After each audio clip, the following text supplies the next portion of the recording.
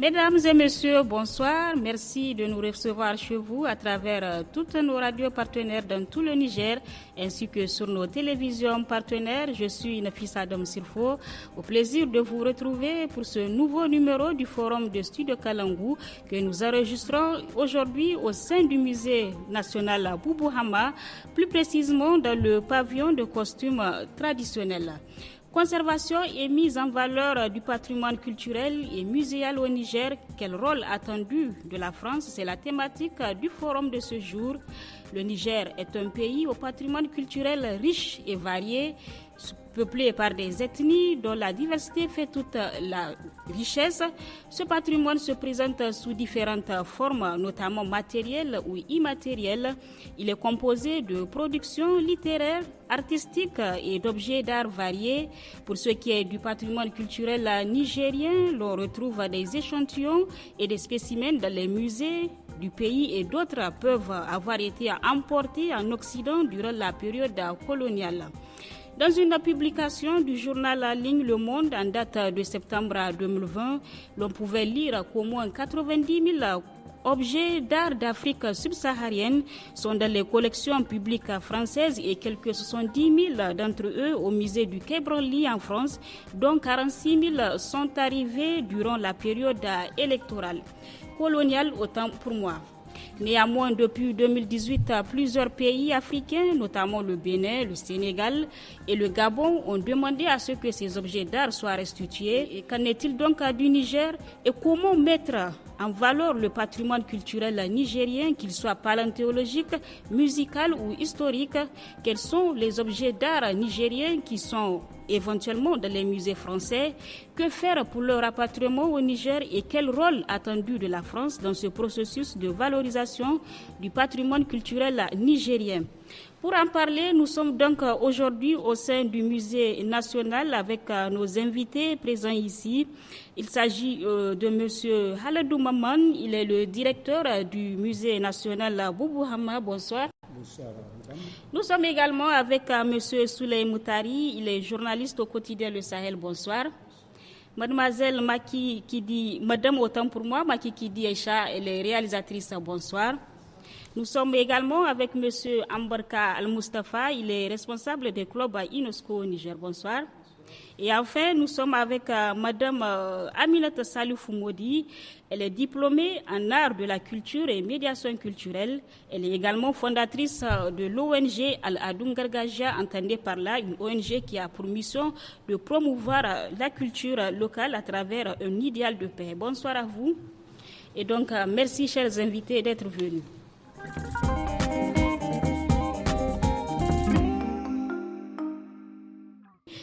Selon le directeur du patrimoine culturel nigérien avec lequel nous avons pu nous entretenir cette semaine, le patrimoine culturel se définit comme un ensemble des biens matériels ayant une importance historique ou conservés soit dans des musées, des institutions, archives et autres. Alors, je commence par mon invité de la gauche, M. Haladou, le directeur du musée national. Bonsoir, M. Haladou. Je commence par vous. Vous étiez coordinateur du projet patrimoine culturel immatériel du Niger auprès de l'UNESCO en 2019. Vous êtes actuellement le directeur du musée national à Boubou Hama. Et comme vous l'avez entendu, les musées constituent un cadre idéal pour la conservation du patrimoine. Parlez-nous donc du musée Boubou Hama. En effet, le musée national Boubou, comme vous avez entendu parler, c'est un musée qui est plus vieux que l'indépendance, parce qu'il est créé en 1958. Son texte juridique, c'est seulement en 1990, en fait, qu'il est devenu EPA, établissement public à caractère administratif.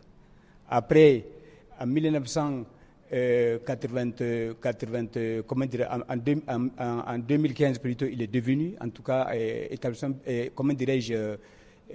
changement de dénomination. Avant, c'était un musée, en fait, EPA. Maintenant, ça a été changé de musée national en musée national Boubou Hamane. Ça, c'est une loi qui a été votée au niveau de l'Assemblée nationale. Et après, maintenant, cette dernière loi maintenant qui fait du musée EPC, c'est ce qu'on appelle l'établissement public à caractère scientifique et culturel et technique.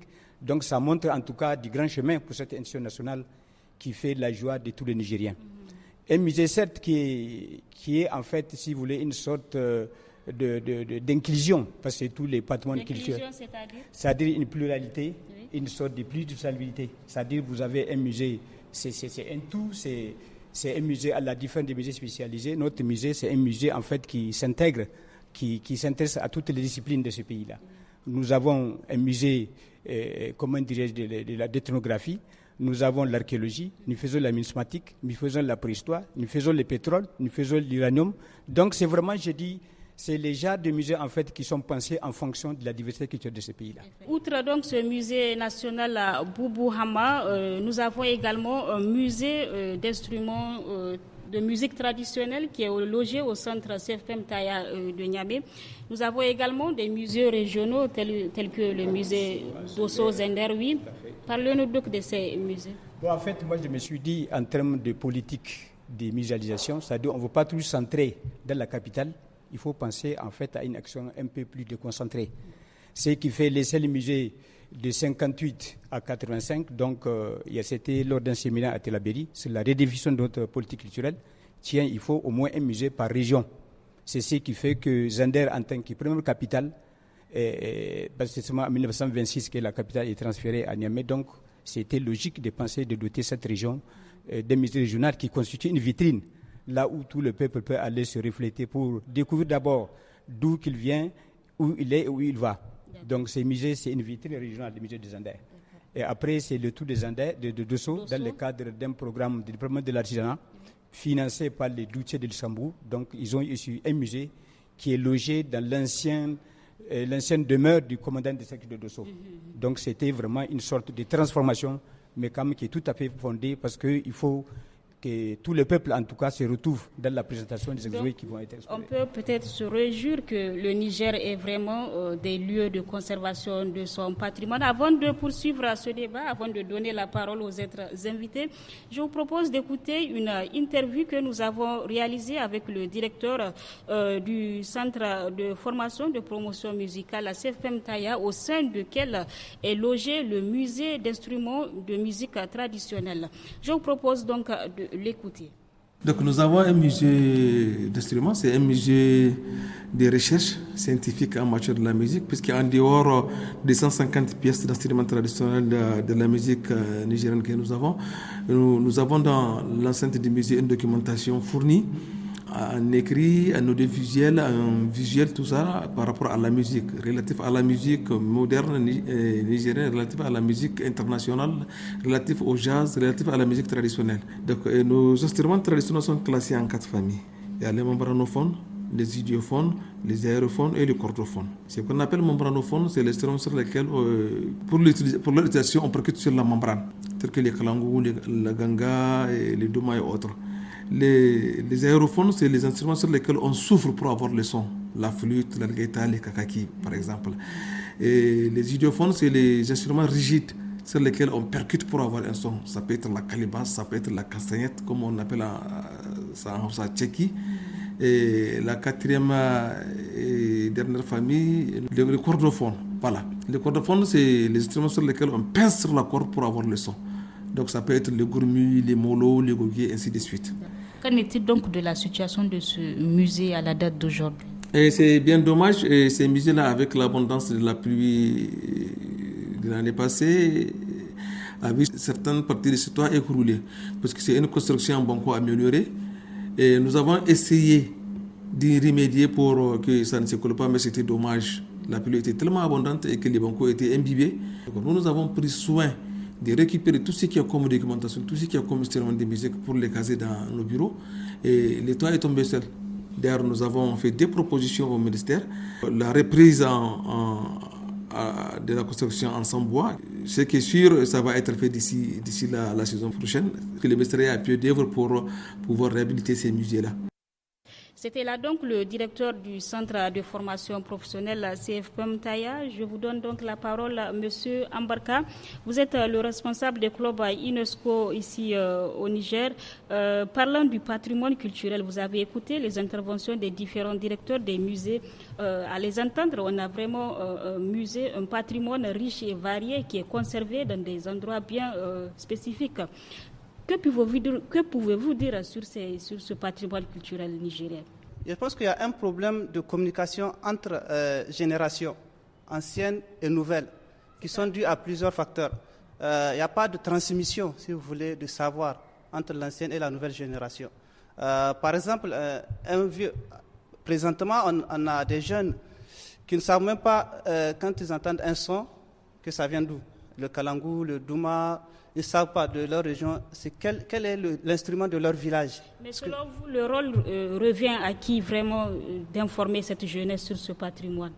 Ça revient d'abord à la jeunesse, de chercher à savoir, de connaître son identité, et aussi aux anciens, de créer les conditions pour que ces jeunes s'intéressent à ce patrimoine-là. Parce que les jeunes, comme on dit, ils ne sont pas tout à fait conscients. Quand on est petit, on ne sait pas là où on veut aller. Mais il y a normalement un travail qui devrait être fait par les anciens qui ont cette connaissance, qui sont les gardiens de ce patrimoine-là. Donc je pense que le problème s'est posé à ce niveau, mais il y a toujours moyen de rattraper. Cette jeunesse doit aller dans la recherche de ce patrimoine. Donc la jeunesse nigérienne ignore son patrimoine culturel. Madame Aminata Modi, selon vous, qu'est-ce qui expliquerait cela? Pourquoi cette jeunesse ne s'y intéresse pas, alors que nous savons qu'ici au Niger, il existe des lieux de conservation? Cette jeunesse, elle ne s'y intéresse pas. Pourquoi? Je pense que depuis 2018, il y a de plus en plus d'engouement autour de la culture. Je parle en fait... Sur quelle base, oui? Voilà, je parle des bases du festival que j'ai commencé en 2018. Quand nous avons commencé en 2018, il n'y avait pas autant d'engouement autour de la culture. Oui. Je parle de tous les domaines de cette culture-là. Donc après, à partir de fin 2018, il y a eu cet engouement-là. Aujourd'hui, vous pouvez voir les jeunes, lorsqu'ils se marient, il y a les Hana parties, il y a les Kawayan parties, même les stylistes se sont mis à investir un peu plus dans le domaine de la culture. Et au fil du temps, la culture est devenue beaucoup plus... il y a beaucoup plus de promotion. Monsieur Souley Moutari, vous êtes journaliste. Selon vous, comment mieux rapprocher cette jeunesse nigérienne à son patrimoine culturel? Et à mon avis, pour amener les jeunes, revenir à votre question, à s'intéresser au patrimoine, pour moi, la voie royale, c'est vraiment l'éducation, la formation et la sensibilisation à travers divers moyens ou en créant des occasions, comme Madame le disait tout à l'heure, un festival par exemple, ou à l'exemple de certains pays, une semaine par exemple qui est consacrée ou au patrimoine culturel national ou même à la culture dans son ensemble au niveau national. On peut peut-être initier, si ça n'existe pas, ce genre d'événement. Une semaine, par exemple, de la culture nationale ou en quelque sorte, ou des arts ou quelque chose comme ça. Ça dépend. Pour que ça puisse non seulement susciter l'émulation, mais aussi peut-être décomplexer cette jeunesse-là. Une jeunesse qui prend conscience de son potentiel, de tout ce qu'il y a comme richesse qui nous a été légué. Donc ça peut, à mon avis, la décomplexer. Justement, Madame Aïcha Makikidi, vous êtes jeune réalisatrice des films courts-métrages et vous abordez le plus souvent les questions tabous, les questions sexuelles chez les jeunes femmes. Et en s'attaquant à ces questions tabous, comment vous faites le lien avec votre travail et la promotion culturelle? Merci à mon travail spécifique, j'ai quelque chose à apporter aussi de l'ordre de mes prédécesseurs. Parce que quand on parle de la question de la culture, comme vous avez à le dire, c'est le patrimoine matériel et immatériel.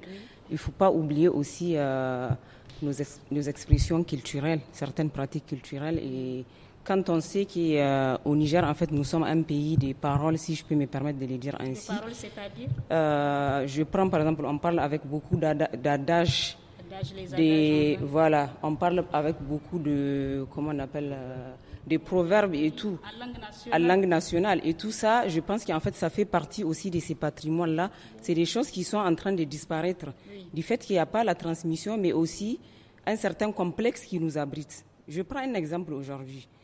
Comment est-ce qu'on voulait que la jeunesse, en fait, s'y intéresse dès lors que, même quand on prend dans une famille, au lieu de parler, par exemple, de nos pratiques culturelles ou de montrer ce qu'on a de plus beau, on préfère en fait copier-coller.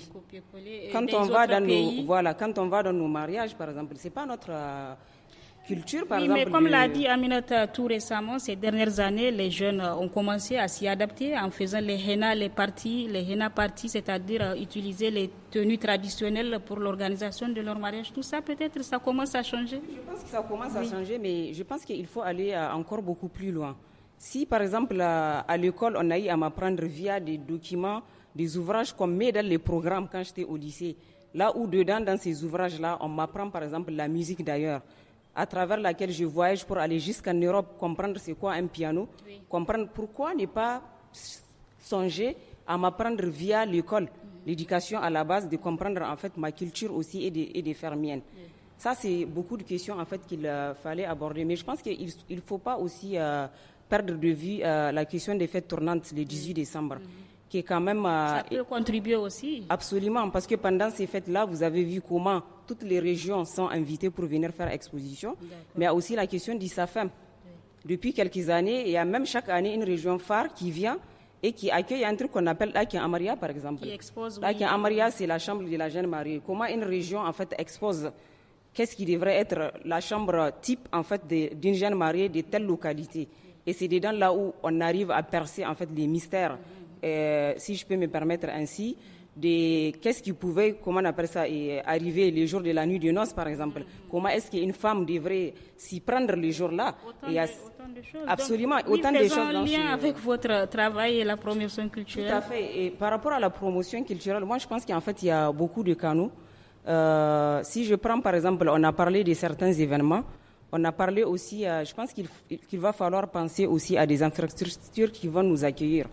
Puisque même si on a des événements à faire et qu'on n'a pas de locaux en fait, où les abriter, ça cause énormément de problèmes. Et aussi, je prends le cas du cinéma, par exemple, puisque quand on parle des arts, si aujourd'hui, on a 0 salle de cinéma qui appartiennent à l'État du Niger aujourd'hui. 0 salle de cinéma qui appartiennent à l'État. On a juste une salle privée qui est là et qui n'est pas à la portée de n'importe quel Nigérien. Quand on voit, comment on appelle ça, le pouvoir d'achat d'un Nigérien, payer 1500 francs et aller regarder un film, ce n'est pas donné à n'importe qui. Et dans les films-là, en fait, le 7e art, il fait la sommation de tous les arts. Dans un film, on peut y avoir du conte, on peut y avoir de la chanson, on peut y avoir de la musique, on peut y avoir l'exposition ethnique, l'architecture. Donc, si aujourd'hui, tous ces arts-là, en fait, ils sont en manque, même comment on appelle ça, des capacités d'accueil, ils sont en manque beaucoup de manques cruciaux. Donc, on pouvait. Autant donc de facteurs qui contribuent à cette vraiment ignorance, si on peut le dire, de cette jeunesse. Monsieur Ambarka, je reviens avec vous. Vous êtes le responsable du club UNESCO. Si cette jeunesse doit attendre quelque chose des États, notamment la France, qu'est-ce qu'elle doit attendre de la France pour vraiment, en matière de coopération culturelle, pour promouvoir notre culture? Pour répondre à ta question, c'est que nous attendons peut-être, ou le Niger ou la jeunesse attend de la France, c'est d'abord une franche collaboration. Ce n'est pas en fait une collaboration du plus fort, non. Une collaboration franche. Voilà, vous avez un patrimoine. Nous, on a la capacité de vous aider à exploiter ou à découvrir ce patrimoine-là. En retour, nous, voilà ce qu'on attend. Parce qu'il faut que ça soit clair. Voilà, gagnant-gagnant, comme on dit. Voilà, donc ce n'est pas un truc, toi, j'ai les moyens, je viens, tu veux ça. Donc, je gagne 90%, toi, tu gagnes 10%, alors que ça devrait être le contraire. Une collaboration franche, voilà, équitable. Voilà. Amina Modi, vous êtes un jeune talent, si on peut le dire, parce que vous avez une ONG même de promotion de la culture. En termes d'attente, qu'est-ce que vous attendez même de l'État et des États étrangers tels que la France pour promouvoir la culture? Alors, pour ma part, c'est un peu ce que M. Ambarka a dit. D'abord, sur le plan local, il est important qu'il y ait ce renforcement de capacité-là auprès même de nos États, qu'il y ait des formations adéquates qui peuvent permettre aux jeunes dans le domaine de pouvoir s'exporter. Et suite à ça, la France pourrait nous aider à être beaucoup plus visible.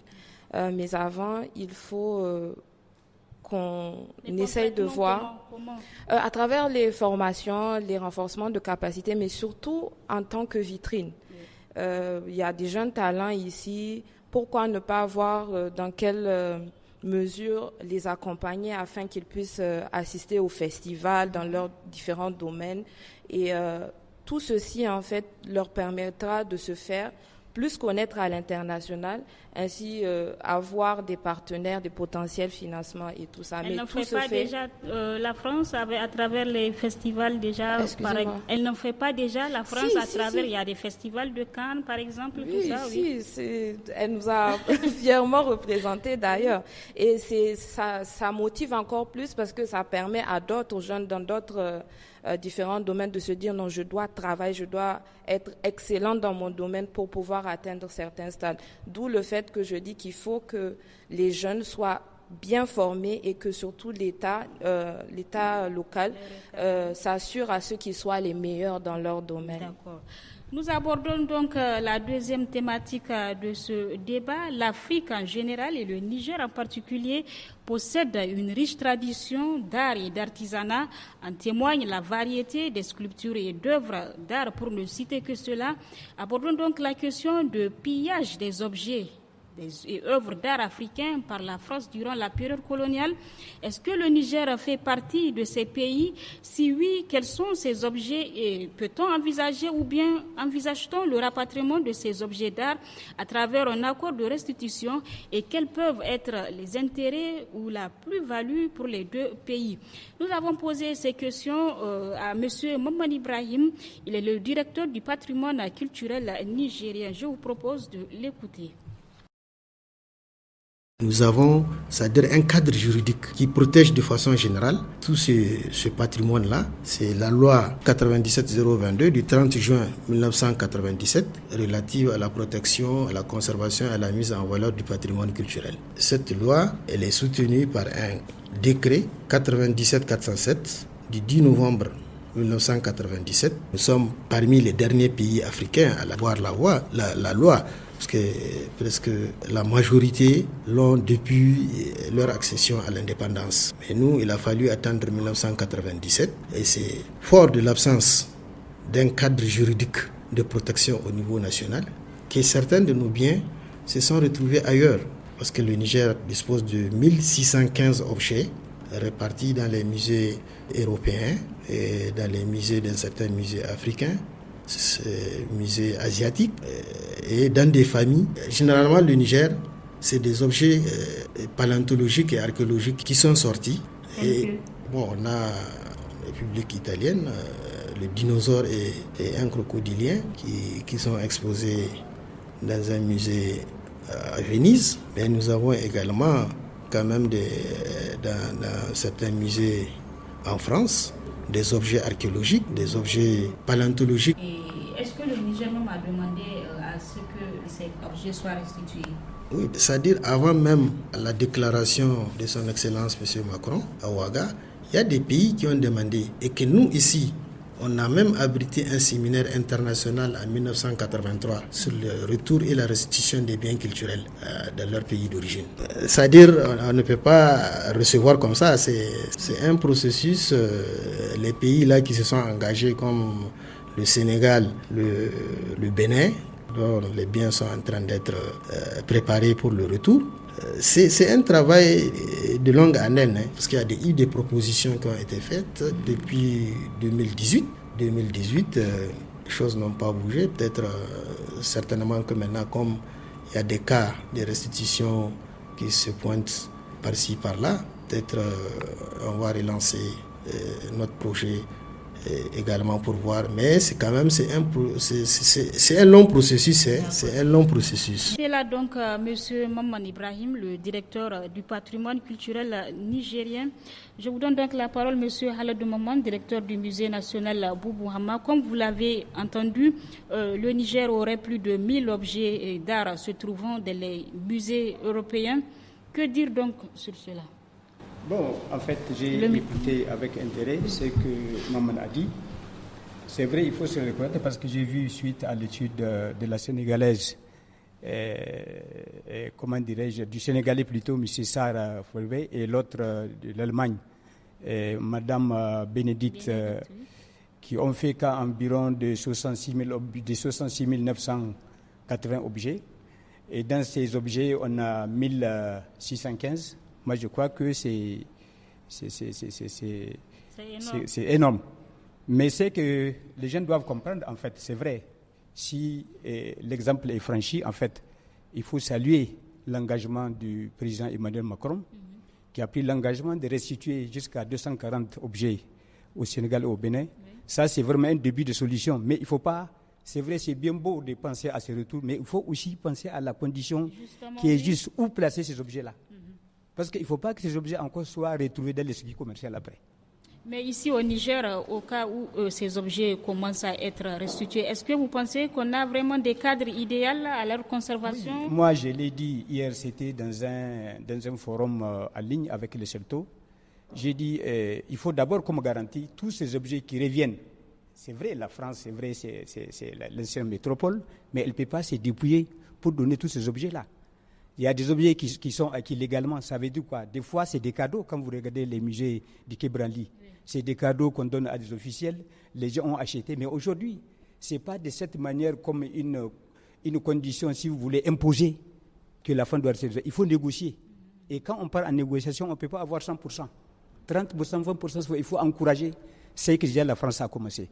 Vraiment, j'ai dit ceci. Quand vous prenez, par exemple, l'engagement de la France, de remettre déjà ces 240 objets, ça, c'est une ébauche et qu'il faut encourager. Parce que même au niveau du Niger, par exemple, beaucoup de gens ne savent même pas que ces objets se trouvent là-bas. Et conditions, ils sont là-bas. Et des fois, c'est à travers un cadre réglementaire. Moi, j'ai vu des collègues du Canada, des collègues de France qui viennent faire des acquisitions ici à travers le centre régional. Donc, quelqu'un qui a pu acquérir ces objets légalement avec des factures, aujourd'hui, on peut peut-être les négocier, on ne peut pas les imposer. Il ne les a pas piqués, il les a reçus réglementairement. Donc, déjà, le fait que la France accepte ces produits, moi, je crois que Macron a tout fait et c'est l'exemple qu'il faut. Si tous les chefs d'État français faisaient comme lui, je crois que l'écart, peut-être les tiers de ces collections seraient aujourd'hui rendus à l'Afrique. La France déjà a fait un bon pas, si on peut le dire, mais le directeur parle d'un processus assez long pour la restitution. Monsieur Souleymane, vous êtes journaliste, qu'en pensez-vous vraiment? Êtes-vous optimiste quant à la restitution de tous ces objets d'art au Niger? Il y a encore quelques années, tous ces objets qui faisaient partie de la collection nationale française, du patrimoine, donc on ne pouvait même pas imaginer les faire revenir parce que il y avait une loi là-bas en France qui fait que tous ces objets relèvent de leur patrimoine. Maintenant que leur président peut-être a exprimé cette volonté de le faire restituer, on ne peut que se réjouir d'abord et être optimiste. Bon, l'optimisme, parce que là, il y a encore... on peut un peu s'inquiéter par rapport à leur conservation, oui. Puisque le directeur l'a un peu relevé. Imaginons, même si c'est une partie, 500 000 objets qu'on ramène tout de suite ici, il faut un cadre viable pour les conserver, puisque là, on peut peut-être encore les perdre, et s'ils se détruisent, il y a d'abord les conditions même du transport, et ici, il y a la conservation. Certains objets, comme l'a dit le directeur du patrimoine, oui, relèvent de l'archéologie, de la paléontologie. Donc, c'est des objets qui datent déjà des milliers ou des centaines d'années. Donc, ils sont fragiles. Et peut-être là, pour qu'on puisse vraiment le conserver et le valoriser, il faut créer le cadre adéquat. Donc il faudrait vraiment créer des cadres adéquats pour la conservation des éventuels objets qui peuvent être restitués au Niger. Madame Makikidi, pensez-vous vraiment que nos musées actuels mettent en valeur notre patrimoine culturel au point de peut-être conserver ces récents objets qui peuvent être restitués? Quelle question. Je pense que c'est important en fait de le rappeler, mais je prends juste un exemple. Là aujourd'hui nous sommes au musée national et c'est un musée en fait qui n'a même pas d'autonomie du point de vue électrique, par exemple. Là, il y a certains objets. Le directeur, il peut peut-être nous avons le directeur. Nous avons, comment on appelle ça, certains objets qui nécessitent d'être dans le froid, par exemple, dans une température pour pouvoir être conservés. Mais si nous sommes dans un pays qui n'a même pas du point de vue autonomie, en fait, quand on sait qu'il suffit juste que la Nigélec coupe pour que tout tombe, et que souvent aussi, il faut le dire, certaines institutions n'ont même pas de dotation. Les budgets même qu'on alloue à des ministères, à plus forte raison des directions, en fait, ne permettent même pas souvent de prendre en charge les personnels, à plus forte raison, parler, comment on appelle ça, de créer des conditions d'acquérir, comment on appelle ça, nos patrimoines. Je pense qu'il ne faut pas qu'on se leurre. Certes, c'est vrai, c'est beau en fait de faire rapatrier nos objets, mais il faut réfléchir. C'est comme il l'a dit, il y a les conditions climatiques, les conditions du transport, il y a la capacité d'accueil de nos musées. Quel genre de musée et pour quel type de public, par exemple? Oui. Là, nous sommes dans un zoo à la fois. Vous sortez dehors, il y a des animaux qui sont là, qui ne sont pas dans les conditions. Selon vous, donc, le Niger n'est pas encore prêt vraiment à recevoir ces objets? Moi, je pense que c'est une question en fait de politique publique, politique étatique. Si l'État veut, il peut. Et je reviens vers vous, monsieur, pour un peu rebondir, parlant des conditions même des musées. Elle parle d'autonomie, d'électricité. Les conditions ne sont pas assez réunies. Que pouvez-vous dire sur ça? En fait, par rapport d'abord au statut du musée, j'ai dit maintenant on est EPC, c'est-à-dire établissement public à caractère scientifique, technique et culturel. Ça veut dire quoi? Ça veut dire qu'on a une auto vis-à-vis de l'État. L'État nous donne ce qu'on appelle la subvention d'équilibre. Aujourd'hui, au point de vue consommation, le musée paye sa consommation comme vous payez votre consommation. Mais ce qu'il faut reconnaître, quand vous regardez dans toutes les salles aujourd'hui sont climatisées. Cela veut dire que c'est pour un souci d'améliorer les conditions des objets qui sont exposés, certains depuis 62. C'est vrai, c'est insuffisant pour les 3000 quelques objets qu'on a, dont 2515 en exposition. C'est déjà un exemple. Parce que le musée qui dit musée, en fait, c'est vrai, comme je l'ai dit, un musée qui a vu en fait le jour grâce à la France, parce qu'il faut reconnaître si les musées, c'est à travers l'IFAN, c'est le CNRS, l'Orstom qui est aujourd'hui IRD. Donc, ils ont envoyé même les coopérants techniques qui a participé à l'évaluation du musée, c'est un Français. Donc, vraiment, c'est lui qui vous donne un œuf aujourd'hui, demain, il vous donne un poulet. Donc, on ne peut pas ne pas remercier la France pour ce qu'elle a fait. Maintenant, à travers les conditions, si vous voulez, de conservation, nous travaillons avec l'Institut de recherche en sciences humaines à travers les DARA, les départements d'art et d'écologie. Parce qu'eux, ils font la collecte, nous, on met en œuvre. Donc, vous voyez, actuellement, on a un projet, par exemple, de rouvrir les pavillons de la paléontologie. C'est vrai, il y a des squelettes qui datent de 110 000 ans, 110 millions d'années plus tôt. Donc, vraiment, ce n'est pas en un clin d'œil qu'il faut régler des problèmes qui datent de 50 ans. Il faut aller étape par étape. Réglons d'abord le problème de ce retour qu'on ne doit pas imposer à la France, mais qu'on doit négocier. Un long processus, comme l'a dit le directeur du patrimoine culturel. Alors, M. Ambarka, le responsable des clubs UNESCO, cette restitution des objets qui se trouvent dans des musées européens, pour le cas du Niger, en quoi vraiment cette restitution sera bénéfique si on sait que la jeunesse même ne s'y intéresse pas trop à notre patrimoine? Oui, je pense que vous avez déjà répondu à la question. Si la jeunesse n'est pas consciente de la valeur de ce patrimoine, je ne pense pas que ça puisse être utile à cette jeunesse ou à ce pays-là. D'abord, c'est la prise de conscience de l'importance de ce patrimoine-là. Avant d'aller au niveau de la France pour savoir ce qu'elle cherche, moi, je pense que en fait, tout le débat doit revenir d'abord au niveau de la jeunesse, ensuite au niveau de l'État, avant d'aller au niveau de la France. L'État lui-même, qu'est-ce qu'il fait pour que ce patrimoine-là puisse être restitué? Est-ce que c'est à la demande de l'État ou bien c'est la France qui veut faire rapatrier? Si nos États sont d'accord qu'il y a un certain nombre de patrimoines qui appartiennent au Niger, moi je ne comprends pas pourquoi le rapatriement va prendre du temps.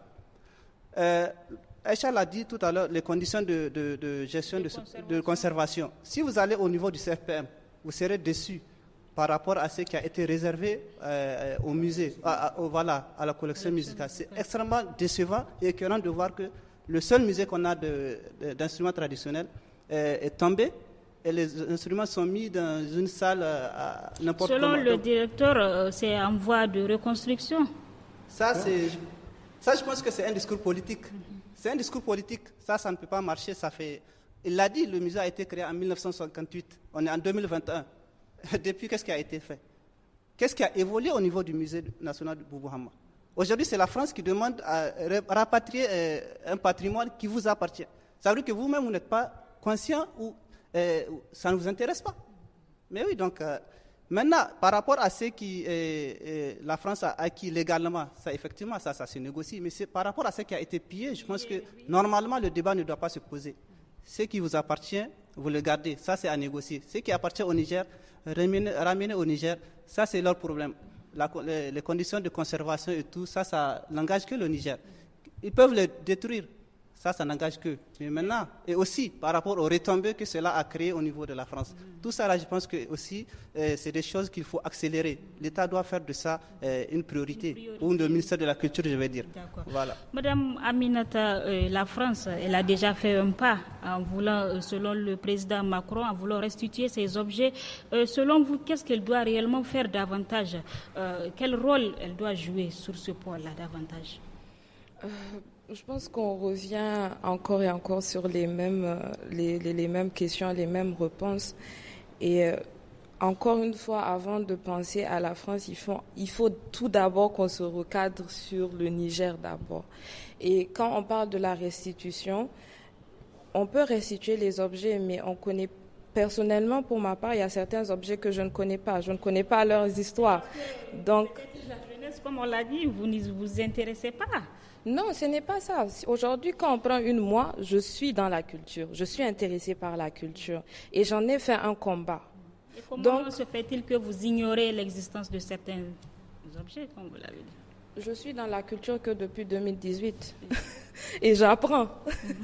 Et je pense que je ne suis pas seule à apprendre. Mais là, quand on parle de la restitution des objets, je vais du principe que d'abord, les jeunes Nigériens savent...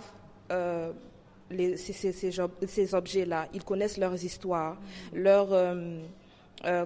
toute la documentation autour de ces objets-là, ce qui permettra au Niger, une fois ces objets ici, de pouvoir en bénéficier même économiquement. Donc, c'est vraiment une discussion qu'on doit revoir ici entre nous d'abord, parce que la France, à son niveau, a déjà fait le premier pas. La France est prête. Donc, c'est à nous de voir comment est-ce qu'on est prêt et à nous de nous préparer à recevoir ces bijoux-là. D'accord. Donc, le Niger doit se préparer à l'interne.